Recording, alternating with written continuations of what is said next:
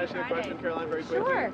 We're now hearing from constituents in some traditionally red districts right now complaining about what they say is the chainsaw approach and saying that it's been done very sloppily, the cuts to jobs and spending. How do you respond to that criticism?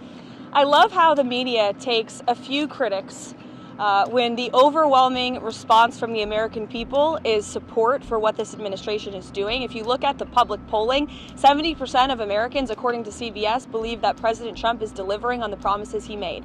And there should be no secret about the fact that this administration is committed to cutting waste, fraud, and abuse. The president campaigned on that promise. Americans elected him on that promise, and he's actually delivering on it. And this is something that Democrats promised they would do for decades. President Trump is just the first president to get it done. Let me ask you about the fraud, if I can. We can all have our own opinion about what is wasteful spending, and Republicans have praised the president for cutting wasteful spending, but fraud, of course, is a crime. So have you turned over evidence of fraud to the Justice Department, and when should we expect to see those indictments? It's a clever question. First of all, I think all Americans would agree that funding mastectomies in Mozambique is not something that the American people should be funding, or DEI programs. I think it's fraudulent that the American government has been ripping off taxpayers in this way. And we also do know there has been extensive fraud, particularly if you look at Social Security. In fact, according to an IG report from the Social Security Administration, there was $71